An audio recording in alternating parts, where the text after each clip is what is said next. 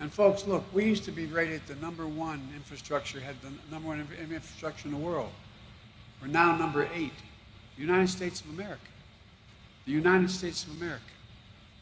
And folks, here in Iowa, our bipartisan infrastructure law is delivering $93 million for those bridges just this year.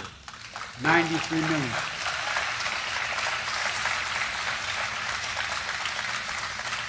And at least $14 million for off-system bridges this year. Look, this investment is going to help connect entire towns and regions and new opportunities.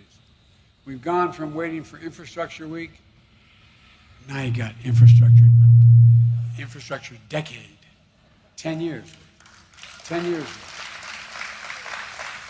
And we owe it to you, seniors. Look, it's going to help workers get jobs, good paying jobs, products get to market, reduce costs for families.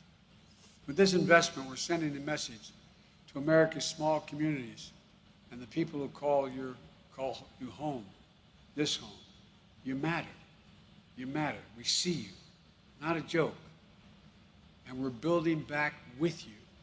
We're making sure you're not left out or left behind. We're also investing in universal, affordable, high-speed internet. I was surprised at this number, I have to tell you. 16% of Iowa households don't have an internet subscription. In some places, there's no high-speed internet infrastructure at all. 0 in this state. And the law will make high-speed internet affordable and available everywhere in Iowa. And think of what that will make possible, from telemedicine to precision agriculture to small businesses that want to be able to sell in bigger markets. In the 21st century in America, no parent ever should have to pull into McDonald's or a fast food chain to literally hook up to the internet in their car so their kid could do their homework over online. Think about that. The United States of America. We're the guys that came up with all this stuff. Our infrastructure law invests in clean water and wastewater systems, including a major investment in the Lewis and Clark rural water system to bring clean, reliable drinking water to more than 350,000 people in South Dakota to Minnesota to northwest Iowa. It matters. It matters to the health, it matters to convenience, it matters across the board. We're investing in ports and waterways, including over $700 million for a lock and dam project 25 on the Mississippi. You say, what does that have to do with me? It has a lot to do with y'all. Because nearly every bushel of soybean and corn that is transported on that river from Illinois, Iowa, Minnesota, Missouri, Wisconsin goes through these locks. And they were built in 1930s. Barges often need to be split into smaller groups to make it through, taking hours and sometimes greater delays. With new modern locks, we're going to help farmers get their products to market faster, more efficiently, lower cost, and keep American agriculture globally competitive. Folks, the list goes on. I'm starting to bore myself here, but this is important stuff. I think.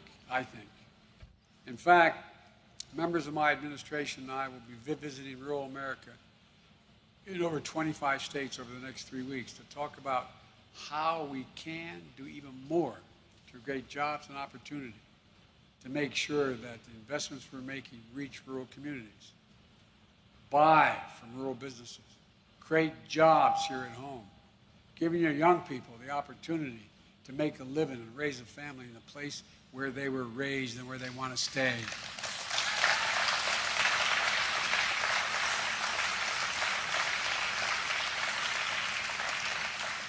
I won't ask the people, I know no woman is over 50 years of age here, but the men are over 50. How many times have you had a son or daughter, niece or nephew, say, I don't want to move, but I have to. There's no job here. I don't have a chance here. We're changing that. Let me close with this. When I was running for office, I heard it 1,000 times. We're going to build an economy around you, the communities who feed and fuel our nation. Well, we are. We are. We're going to deal in people and places that have been left out and left behind for a long time. We're making progress. Over the course of my presidency, our recovery has now created 7.9 million jobs in almost 14 months.